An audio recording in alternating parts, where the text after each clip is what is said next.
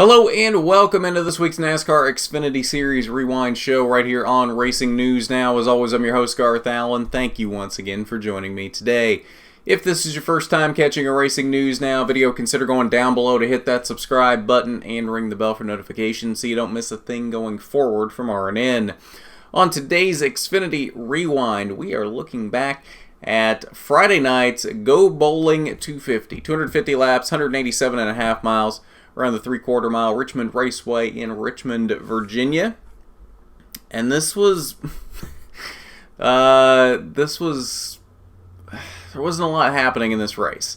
Richmond has kind of become that enigma of a short track where not a lot happens. It's kind of right there. I think it's just big enough of a track that the aero issues that we have at most other tracks starts to creep in here as well, and we didn't really get a lot of racing in this race. We didn't get a lot of passing.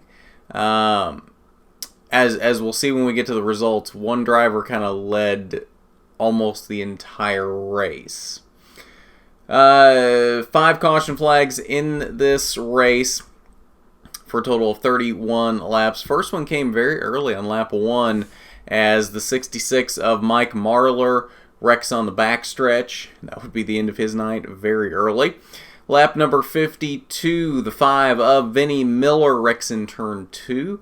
And final caution for an incident came at lap 61 as the 74 of Tyler Matthews found the wall in turn 1. Those would be the only cautions for incident the entire night, all before the end of stage 1, which concluded at lap number 75 with Christopher Bell taking the stage 1 victory.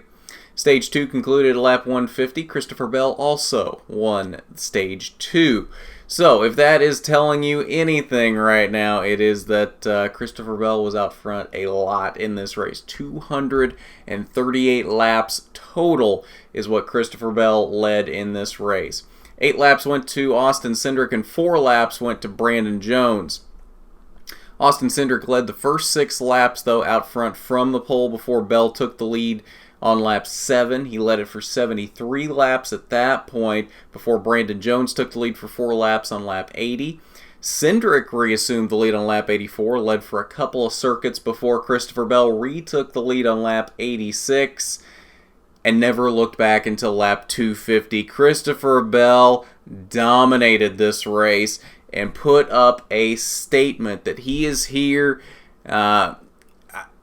Really, last year I think probably should have been a championship for him. I think it was really between him and Allgaier last season, definitely. And unfortunately was not able to make that happen last season. I think he's definitely out for blood this year and definitely really putting 110% into these playoffs and really doing everything he can to win the championship this season. Not that he didn't last year, but I think that team is really trying to make sure they put their best foot forward each and every week to make sure what happened last year doesn't happen again this year. Austin Cindric rebounded to the second position at the end of the race. Made up a couple of spots there at the end of the race, so it's not like passing didn't exist at all in this race, but it was very tough. I know it seemed like every time I looked down at the race at work, it was really the same three or four guys that were always there in the top 3. You'd have Bell, Cindric, Custer, and Allgaier, and that never really seemed to change. But Cindric, though, was outside that top 3 late in the race and was able to climb his way back to second at the end. Cole Custer came home in third with Justin Allgaier 4th, and Chase Briscoe rounded out the top 5. Rest of your top 10, strong showing for Harrison Burton in 6th, Noah Gragson 7th. Also a strong showing there for Zane Smith in 8th, Michael Annett in 9th, and Tyler Reddick rounded out the top 10. 11th through 20th. Fairly strong run here for Ryan Sieg in 12th, about where we've seen him most of the season. Good run for Joe Graf Jr. I believe that's a career best for him there in the 14th position. Had a little scuffle with John Hunter Nemechek at the end of the race. Nemechek not very happy with Graf. there at the end of the race. Nemechek did get spun there. I think it was on the cool-down lap that he got spun there in turn 1, so interesting developments there between those two. And then Nemechek had some choice words for Graf in his post-race interviews. 21st through 30th, Hermie Sadler making a return this week in the 93 car for RSS Racing. He came home in the 24th position. Final page, 31st through 38th, couple of these drivers here, Tyler Matthews, Vinnie Miller, Mike Marlar. We talked about them getting involved in accidents at different points in the night. But that's your results from the GoBowling 250, so let's head over to the Media Center. We will see what Christopher and his team had to say after their 7th win of 2019.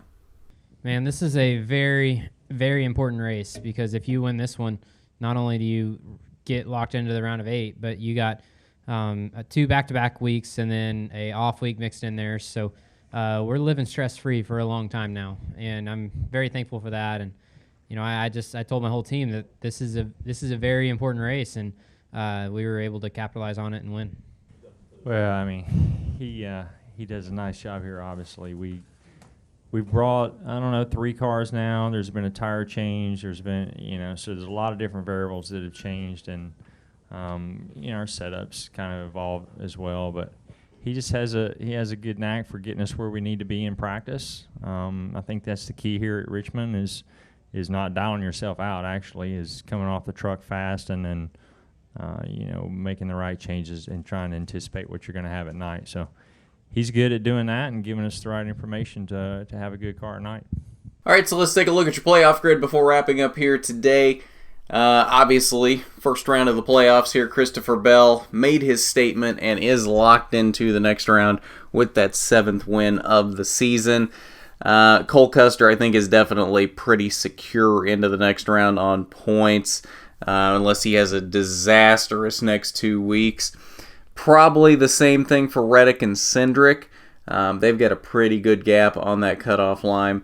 Really, I mean, one bad race can really hurt everybody down here, Allgaier, Annette, Briscoe, and Gragson. But they've all got a pretty good gap here. We've got, it's 15 points at the cutoff line between Gragson and Jones.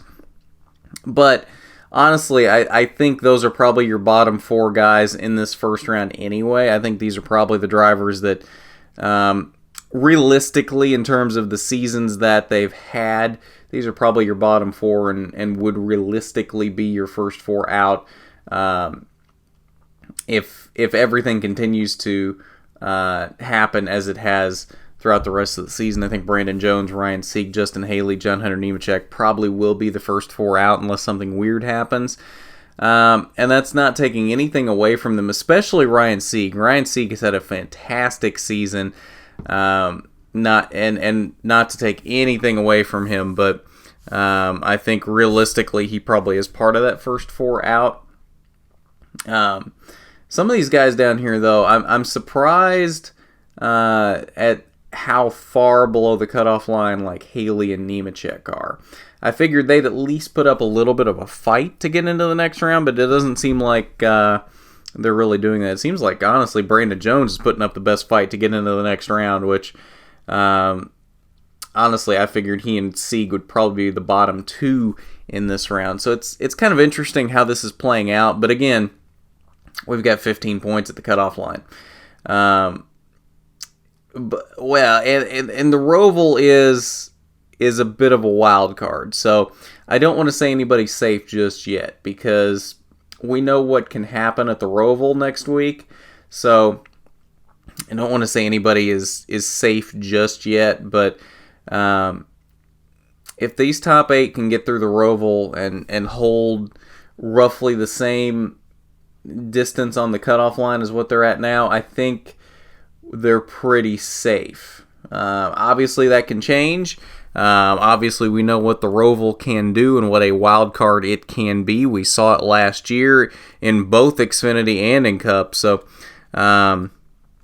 definitely not out of the realm of possibility for things to get really shaken up next week at the Roval. So, we will see what happens here, but the only thing we do know for sure right now is Christopher Bell is on to the second round of the playoffs with this win in Richmond. But that's your playoff grid following the GoBowling 250 at Richmond, and I believe that'll do it for us today on this Xfinity Rewind. K&N East Rewind coming up later today, probably tonight, for their race in New Hampshire. I do have to be at the day job today, so probably will be later tonight, right alongside the Cup Rewind, which they're in Richmond tonight as well. So look for a couple of rewind shows going up tonight to recap those races, and then I believe that's it for this weekend. Diecast review coming up on Wednesday, as long as it shows up in time, which I'm starting to wonder if it's going to, but as long as it shows up in time, it will be Denny Hamlin's Daytona 500 win from this season. So we'll definitely, the first of many 2019 raced wins for this season, so definitely want to check that one out. From what I've seen, it is a cool looking car. Don't have it in my hands just yet, but from what I've seen, it does look pretty good. So I got something to look forward to there on Wednesday, and then of course all the Roval action next weekend, and then Canaan West is in Evergreen next weekend, or not Evergreen, Meridian, Idaho. So definitely some stuff to look forward to next weekend as well. So if you haven't done it already, you need to go down below, hit that subscribe button, ring the bell for notifications so you don't miss a thing going forward from RNN. While you're down there, why don't you hit that big thumbs up button if you like the video. It is much appreciated when you do. But at that, this has been the NASCAR Xfinity Series Rewind Show. I'm Garth Allen for Racing News Now.